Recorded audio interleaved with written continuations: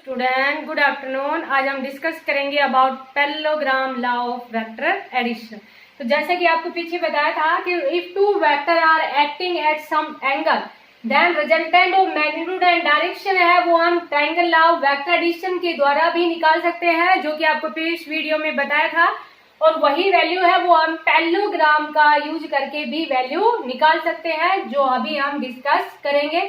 Parallelogram law of vector addition की parallelogram की help से वेक्टर एडिशन है मीन्स उसका रिजल्टेंट और मैग्नीट्यूड एंड डायरेक्शन है वो किस तरह से हम निकालें।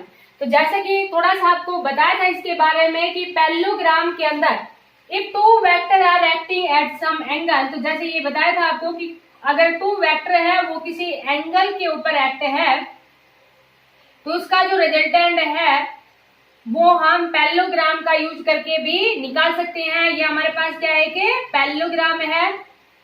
जैसे कि ये वेक्टर ए रिप्रेजेंट कर दिया, ये इसकी एडजेसेंट साइड ले ली, इसी की एडजेसेंट साइड बी, तो ये भी आपके पास कितना है बी और ये भी आपके पास कितना है ए।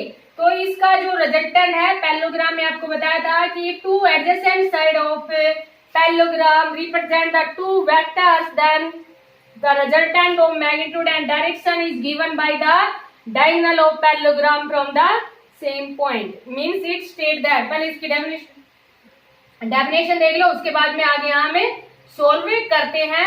ये जैसे कि ट्रायंगल लॉ में किया था बिल्कुल सेम उसी तरह से है, क्योंकि यहाँ पर भी इसको राइट एंगल ट्रायंगल बनाने के लिए थोड़ी सी हम कंस्ट्रक्शन करते हैं। राइट एंगल ट्रायंगल बनाने के लिए थोड़ी सी कंस्ट्रक्शन करते हैं।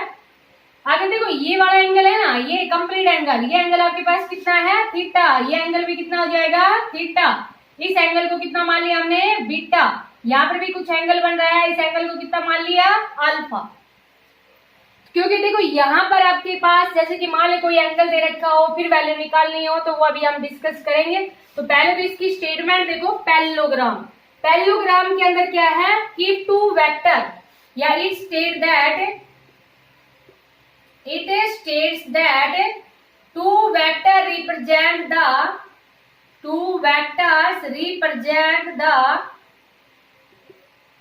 adjacent side of parallelogram।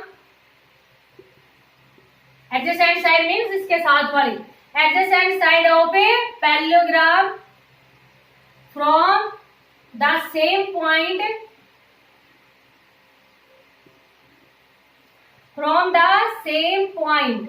then the magnitude of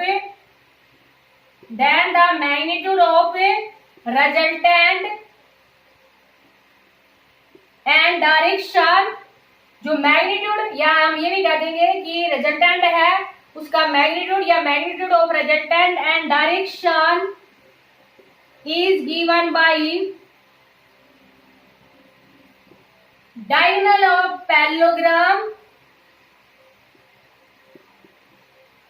from the same point या acting from the same point, इस तरह से भी लिख दोगे acting from the same point।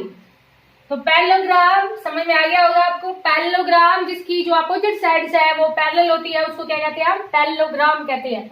तो if two vector represent the two adjacent side of parallelogram acting at the same point, इस तरह से बोल सकते हो या from the same point से भी बोल सकते हो, acting at the same point इस तरह से बोल सकते हो, acting at the same point, then the magnitude of resultant and direction is given by the diagonal of parallelogram acting at the same point। तो ये हमारे पास क्या है इसकी डेफिनेशन है। अब इसका यूज करते हुए हम किस तरह से जो रिजल्टेंट है उसका मैग्नीट्यूड और डायरेक्शन निकालें। तो अभी देखो बिल्कुल सेम उसी तरह से जैसे कि हमने ट्रायंगल लॉ में किया था, बिल्कुल सेम वैसे ही है कि यहाँ पर इसको राइट एंगल बनाने के लिए थोड़ी सी कंस्ट्रक्शन कर दी।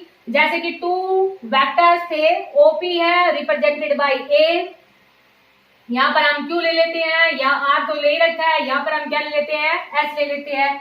मीन्स ओपी है वो हमारे पास किसके इक्वल है ए के इक्वल, ओएस है वो हमारे पास किसके इक्वल है बी के इक्वल है।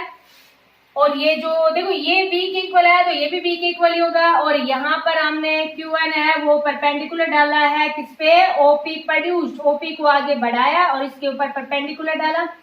क्यों डाला है परपेंडिकुलर, ताकि ये वैल्यू निकाल पाए। मीन्स कंस्ट्रक्शन तो कर ही सकते हैं वैल्यू निकालने के लिए, क्योंकि ये राइट एंगल ट्राइंगल बन जाएगी और राइट एंगल ट्राइंगल बन जाएगी तो हम पाइथागोरस थ्योरम लगा देंगे। तो यहाँ पर देखो बेटा, पहले हम इसी ट्राइंगल में चलते हैं, in triangle O Q N में। ओ क्यू एन में ओ क्यू का square is equal to O N का स्क्वायर प्लस एन क्यू लिख दो या क्यू एन का स्क्वायर। अब बिल्कुल जैसे कि हमने पीछे किया था, आपको ध्यान होगा कि हमने क्यू एन निकाला था तो हमें पता कौन सी थी, पी क्यू, तो परपेंडिकुलर बाई हाइपोटेन्यूज, क्योंकि ये राइट एंगल ट्राइंगल है। देखो छोटी भी राइट एंगल ट्राइंगल है, बड़ी वाली राइट एंगल ट्राइंगल है। तो यहाँ पर Q N divide by P Q क्या बन गया था हमारे पास, साइन थीटा। तो Q N is equal to कितना आ गया था, बी साइन थीटा। आपको ध्यान होगा ये हमने पीछे भी किया था। दूसरा आपके पास कितना है, पी एन निकाल रहे हैं, P N divide by P Q. तो ये हमारे पास कितना आ जाएगा, बेस अपॉन ए हाइपोटेन्यूज, क्या बन जाएगा, कोस ऑफ थीटा। तो P N is equal to B cos of theta. और एक बात बेटा, वीडियो को आप कंप्लीट देखा करो, कम से कम 2 या 3 बार, ताकि आपको कंसेप्ट है वो क्लियर हो जाए। आपके पास टाइम होता है। दूसरा आपके पास ये भी नहीं है कि एक बार वीडियो देखने के बाद में डिलीट हो जाए। जितनी बार आप चाहो उतनी बार आप देख सकते हो और कंप्लीट देखा करो। कई घंटों के बाद में भी व्यू 4 या 5 ही मिलते हैं, मीन्स देखते ही नहीं हो, कमाल की बात है। तो यहाँ से बी पी एन की वैल्यू है वो किसके इक्वल आ जाएगी, बी कोस ऑफ थीटा के इक्वल। तो यहाँ से देखो बेटा, ओ एन किसके इक्वल है, ओपी प्लस पी एन के इक्वल है। तो ओपी हमारे पास कितना है, ए प्लस पी एन कितना है, बी कोस ऑफ थीटा। तो ओ एन की वैल्यू हमारे पास किसके इक्वल आ गई, A plus B cos of theta. और ये हमारे पास कितना है, बी साइन ऑफ थीटा। ये वैल्यू अब यहाँ लगा देंगे। ओ क्यू कितना है, आर का square is equal to O N A plus B cos of theta. ये हमने कल भी किया था सोल्व। और ये हमारे पास क्या है, बी साइन थीटा का square.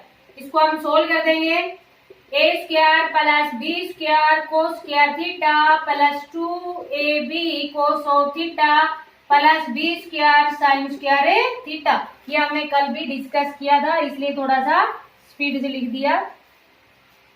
Are square is equal to A square, यहाँ से b को कॉमन ले लेंगे, बी स्क्वायर को कॉमन ले लेंगे, कोस square theta plus sign square theta 1 बन जाएगा, 2ab कोस ऑफ थीटा। तो जैसे कि कल निकाला था बिल्कुल वही वैल्यू आ जाएगी हमारे पास, A square plus B square plus 2ab cos of theta. तो ये तो हमारे पास क्या आ गया, इसका मैग्नीट्यूड आ गया। अब हम किसकी बात करते हैं, डायरेक्शन की। डायरेक्शन किससे देते हैं हमें, टेंजेंट से। टेंजेंट हमारे पास क्या होता है, perpendicular by base, Q N divide by O N. Q N कितना है, B sine theta divide by A plus B cos of theta. तो बीटा इक्वल टू कितना आ जाएगा, tan inverse B sine theta divide by A plus B cos of theta. तो ये हमारे पास क्या आ गई, डायरेक्शन। डायरेक्शन मीन्स कितना एंगल बना रहा है, ये जो रिजल्टेंट है वो कितना एंगल बना रहा है। समझ में आ गया होगा, इतना कल भी किया था बेटा। अब देखो आपके पास इसमें जो थोड़ा सा अलग है वो क्या है, कि जैसे कि मान लीजिए अब आपसे इसमें कोई भी एंगल पूछ लिया जाए या आपके पास एंगल दे रखे हो, तो फिर आप वैल्यू कैसे निकालेंगे। तो जैसे कि अभी हमने एक फॉर्मूला लिखा था अभी, आर स्क्वायर इक्वल टू कितना था, A square plus B square plus 2ab cos of theta. अब किसी न्यूमेरिकल पर्पज के लिए बता रहे हैं, इसमें जो एक्स्ट्रा है वो किसी भी न्यूमेरिकल में आपके पास से जो एडजेसेंट साइड है पैरेललोग्राम की वो भी दे रखी हो, रिजल्टेंट भी दे रखा हो, और आपसे एंगल पूछ लिया जाए कि 2 वेक्टर है वो कितने एंगल के ऊपर एक्ट है, मेरे हिसाब से थीटा पूछ लिया जाए, तो थीटा कैसे निकालोगे, इसको इधर ले आओ। इधर क्या बच जाएगा, 2ab कोस ऑफ थीटा। तो यहाँ से कोस थीटा है उसकी वैल्यू कितनी आ गई, R square minus A square minus B square divide by 2ab। तो ये हमारे पास क्या आ गया, कोस ऑफ थीटा। देखो मान लीजिए जैसे इसको हमने सारे को सोल्व किया और cos थीटा, और यहाँ पर वैल्यू हमारे पास पुट करो कितनी आ जाए, 1/2 ही आ जाए। तो cos 60 डिग्री पे 1/2 होता है, पता होगा आपको cos 60 डिग्री पे कितना होता है, 1/2। तो थीटा इक्वल टू कितना आ जाएगा फिर, 60 डिग्री आ जाए। या मान लीजिए जैसे सपोज करो इसकी वैल्यू है वो आपके पास 1/√2 आ जाए। तो 1/√2 वैल्यू है वो कितने पे होती है, 45 डिग्री पे होती है। तो इस तरह से आप इसको सोल्व कर सकते हैं। दूसरा देखो आपके पास, जैसे कि मान लीजिए यही एंगल है ना, ये बीटा एंगल दे रखा हो, मीन्स रिजल्टेंट है और एक वेक्टर है, उसके बीच का एंगल दे रखा है आपके पास, और फिर आपसे रिजल्टेंट पूछ लिया जाए तो आप कैसे निकालोगे। तो उसके लिए हम थोड़ी सी कंस्ट्रक्शन और करते हैं, एक परपेंडिकुलर ड्रॉ कर देते हैं। यहाँ ये एन मान लिया था, इसको हम कितना मान लेते हैं, एम मान लेते हैं। देखो दोनों तरफ से परपेंडिकुलर है, तो पी एम है वो परपेंडिकुलर ड्रॉ कर दिया किसके ऊपर है, इसके डायगोनल के ऊपर। तो यहाँ पर देखो अब आपके पास कुछ रिलेशनशिप निकालते हैं। रिलेशनशिप के लिए देखो हम क्या निकालते हैं, जैसे कि पहले तो इस बड़ी वाली ट्रायंगल के अंदर चलते हैं। In triangle O Q N triangle के अंदर देखो ये छोटी वाली ट्रायंगल के अंदर भी है ये क्यू एन, और इसी बड़ी वाली ट्रायंगल के अंदर भी है ये क्यू एन। तो क्यू एन की जो दोनों में मीन दोनों ट्रायंगल में है उसी को कंपेयर कर लेते हैं। तो Q N divide by O Q, Q N perpendicular, और ये इसके लिए किसका काम करेगा, हाइपोटेन्यूज का काम करेगा। तो एंगल क्या बन जाएगा, साइन। अच्छा देखो इस बड़ी वाली ट्रायंगल के अंदर एंगल कितना है, बीटा। तो यहां से क्यू एन इक्वल टू कितना आ गया, ओ क्यू कितना है, R sine of A beta, ये वैल्यू आ गई। अब इस छोटी वाले ट्रायंगल के अंदर चलो, कौन सी ट्रायंगल में, in triangle Q P N में, क्यू पी एन में Q N divide by P Q, Q N divide by P Q. Again देखो ये परपेंडिकुलर है, ये इसका हाइपोटेन्यूज है, तो अगेन क्या बन जाएगा, साइन। लेकिन एंगल कितना आएगा, थीटा। तो क्यू एन इक्वल टू कितना आ गया, बी साइन थीटा आ गया।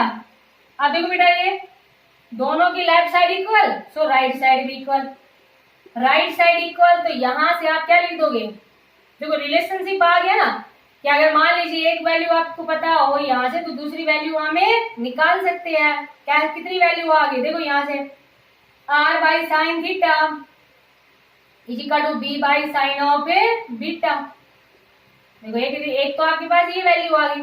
मीन्स अगर यहाँ से आपको रिजल्टेंट निकालना हो ना, रिजल्टेंट निकालना हो तो देखो यहाँ से हम रिजल्टेंट निकाल सकते हैं, या अगर आपसे एंगल ही पूछ लिया जाए कि एंगल कितना बना, तो एंगल भी निकाल सकते हैं। देखो एंगल यहाँ बीटा एंगल जब ये सारी वैल्यू दे रखी हो, रिजल्टेंट भी दे रखा हो, तो बीटा हम यहाँ से भी निकाल सकते हैं। अभी जैसे जो डायरेक्शन दी थी ना, वहां से भी निकाल सकते हैं, B sine theta divide by A plus B cos of theta था। और अगर आपके पास रिजल्टेंट दिया हुआ है तो यहाँ से भी निकाल सकते हैं। यहाँ से हम कैसे निकालेंगे, देखो बेटा यहाँ से बीटा निकालना हमें साइन बीटा ना, तो साइन बीटा इक्वल टू कितना आ जाएगा, B sine theta by R, B sine theta by R. तो ये वैल्यू हमारे पास कितनी आ गई, sine beta equal to B sine theta, और आर अभी हमने निकाला ही था ना, A square plus B square plus 2ab cos of theta. तो ये वैल्यू हम यहाँ से भी निकाल सकते हैं साइन बीटा की। अब इसको दोबारा देख लेना, 3 बार देख लेना, जब तक आपको समझ में नहीं आए तब तक आप बार बार में देखते रहना, क्योंकि यहाँ पर मैं दोबारा समझाऊंगी तो बात वही पढ़नी जो आप पीछे भी दोबारा, क्योंकि हम यहाँ ही तो रफ कर रहे हैं, वीडियो में तो आपके पास सेव हो चुका है, तो जितनी बार चाहो उतनी बार आप देख सकते हो। देखो यहाँ से भी वैल्यू है वो हमें ऐसे भी निकाल सकते हैं। अब अगर मान लीजिए आपसे ये पूछ लिया जाए कि भाई ये साइड इन वेक्टर है, वो इस रिजल्टेंट के साथ एंगल कितना बना रहा है, मीन्स अल्फा का पूछ लिया जाए, तो फिर देखो अल्फा का कैसे निकालोगे। तो यहाँ से देखो बेटा ये समझ में आ गया होगा आपको, रफ कर देते हैं। अब देखो ये जो अल्फा है ना, एक तो ये वाली जो साइड है पी एम, ये इस वाले ट्राइंगल में भी है और इस बड़ी वाले ट्राइंगल में भी है।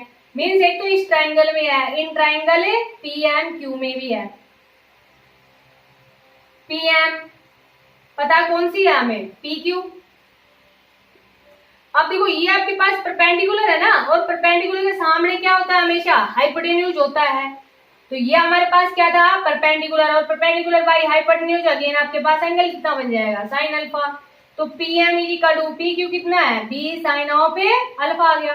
आप देखो इस बड़ी वाले ट्राइंगल के अंदर भी यही, इस बड़ी वाले ट्राइंगल के अंदर आपके पास यही वाली छोटी वाली ट्राइंगल ले लो, बड़ी वाली तो नहीं, ये वाली छोटी वाली ट्राइंगल ले लो।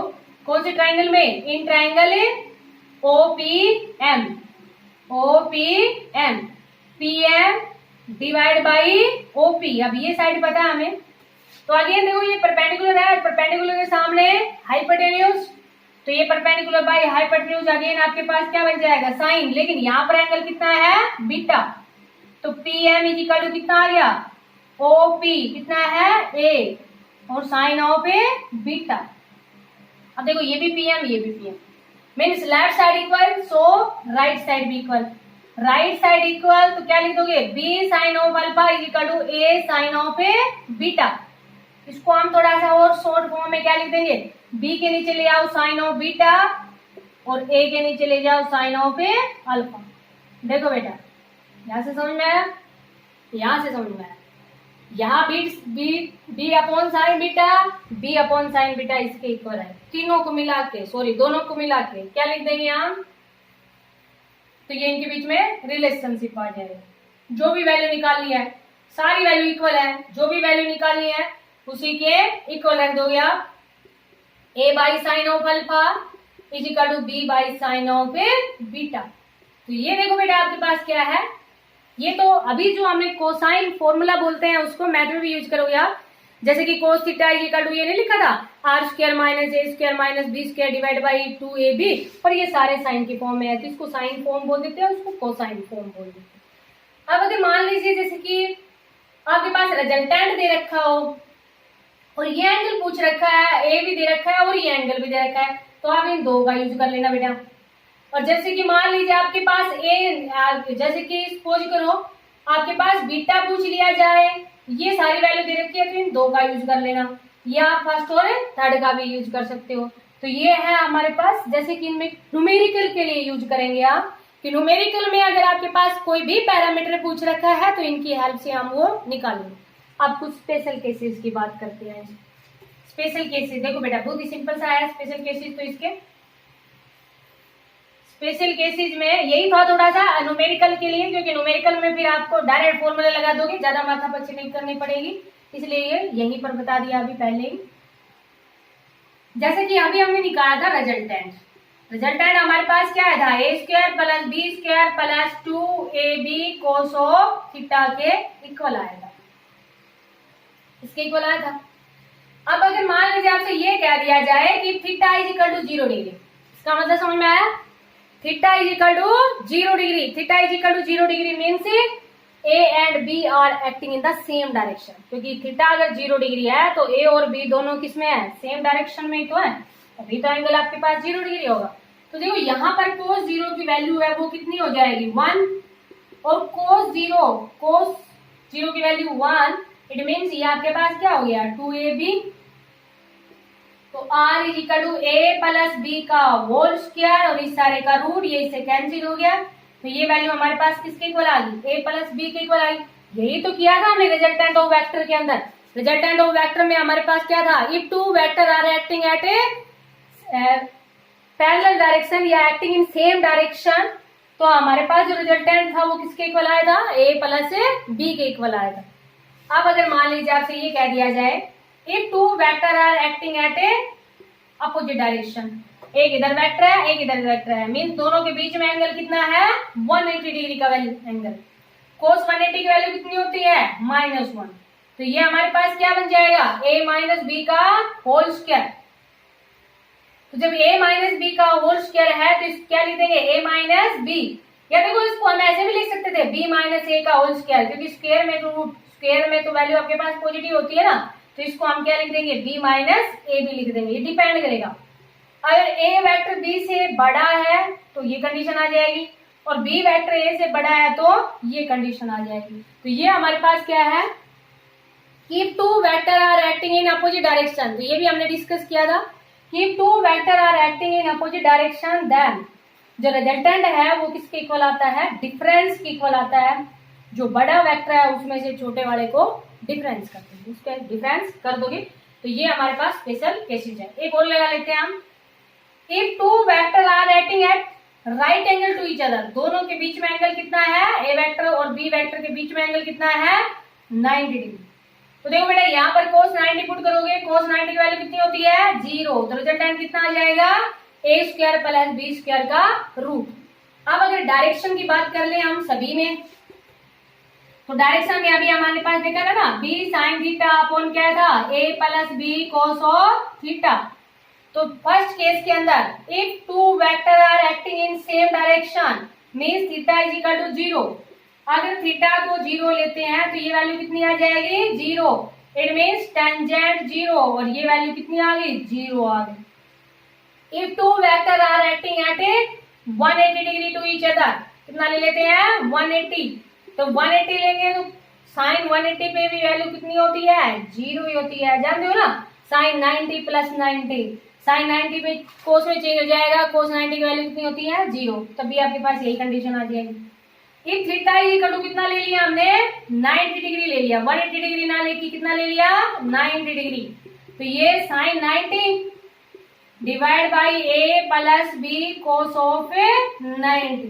तो tangent beta equal to B, sine 90 की वैल्यू 1, कोस 90 की वैल्यू 0, तो बीटा इक्वल टू कितना आ गया, tan इनवर्स बी बाई ए। तो इस तरह से हम वैल्यू निकाल सकते हैं। मीन्स जैसे कि मान लीजिए आपके पास बी और ए ही दे रखा हो, तो यहाँ से हम बीटा है वो निकाल सकते हैं। जैसे सपोज करो बी और ए है, इसको हमने सोल्व किया और वैल्यू कितनी आ गई, 1। तो टेंजेंट इनवर्स, और 1 वैल्यू कितनी पे होती है, टेंजेंट इनवर्स, इसको सोल्व किया, सपोज करो ये 1 आ गया, तो beta equal to tan inverse, और tan की वैल्यू 1 कितने पे होती है, पाई बाई 4 पे। तो यहाँ से बीटा की वैल्यू कितनी आ गई, पाई बाई 4। मीन्स एंगल कितना आ गया, पाई बाई 4, 45 डिग्री। तो समझ में आ गया होगा आपको ये। तो ये था हमारे पास parallelogram law of vector addition. थोड़ा सा triangle law of vector addition से थोड़ा सा इसमें एक्स्ट्रा है, क्योंकि रिजल्टेंट और मैग्नीट्यूड और डायरेक्शन तो वैल्यू हमारे पास से वही थी जो ट्रायंगल लॉ में थी, लेकिन ये थोड़ा सा अलग था कि इसमें न्यूमेरिकल में इसका यूज करेंगे हम। कुछ स्पेशल केसेस थे, स्पेशल केसेस समझ में आ गए होंगे। If two vector are acting at same direction theta is equal to 0 degree, then resultant किसके इक्वल आया था, ए प्लस बी, और डायरेक्शन में एंगल कितना आ गया था, 0। If two vector are acting in opposite direction, तो ए माइनस बी भी हो सकता है, बी माइनस ए भी हो सकता है, वो डिपेंड करेगा कौन सा बड़ा है। जो बड़ा होगा उसमें से छोटे वाले को माइनस कर देंगे। If two vector are right angle to each other, then resultant है वो मैक्सिमम हो जाएगा। मीन्स मैक्सिमम वैल्यू कितनी आ जाएगी, A square plus B square का रूट। मैक्सिमम तो नहीं कह सकते क्योंकि A square plus B square का रूट है। मैक्सिमम तो कब आएगा, जब आपके पास A plus B and in same direction में होंगे, तभी वैल्यू थी वो मैक्सिमम। तो अब जब 90 डिग्री पे दे रखा है तो इस तरह से निकाल दोगे, डायरेक्शन निकाल देंगे। तो इसको आप अच्छी तरह से समझना। तो ये था हमारे पास parallelogram law of vector addition. Thank you.